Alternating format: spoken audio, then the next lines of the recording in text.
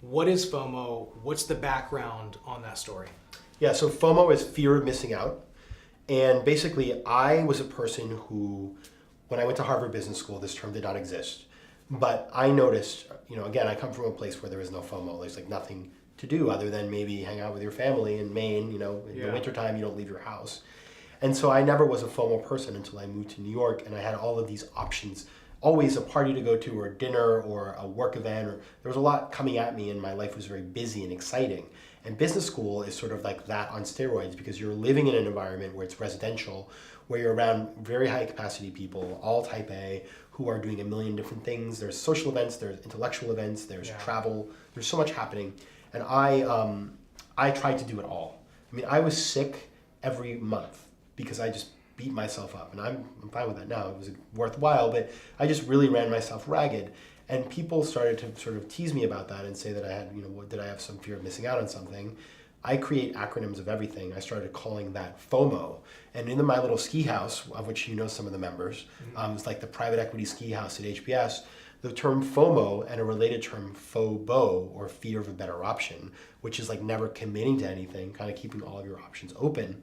Those became sort of our shorthand lingo. Okay. And so when we were graduating, I thought to myself, this is special, this is unique. Gotta do something with it. This is something, I just want to like memorialize this somehow. I wrote a satirical column for our school newspaper called Social Theory at HBS, McGinnis's Two Foes. Yeah. Published that in 2004. And then it went sort of viral on our campus, and then everybody spread across the world to wherever they moved to. Yeah. And in the ensuing years, it started sort of getting some traction. Use this acronym in their jobs, whether Yes. that's VC, private equity, whatever. Yes. Okay. And eventually, and I was sort of oblivious. I was working, I was not sitting around monitoring FOMO's march across the world. But it was added to the Oxford Dictionary in 2013. Awesome. And then, which I missed as well, but then one day a reporter called me and said, I'm writing a history of FOMO, I've traced it back to you.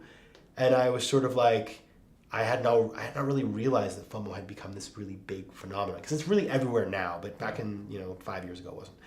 And that was a huge sort of interesting phenomenon for me, because I realized that I tapped into something that was fundamental to the human condition.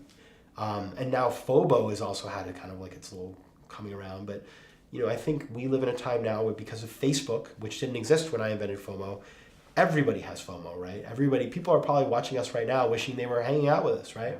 And so it's become something that has really affected not only how we live our lives, but also how marketers use FOMO to get us to do things.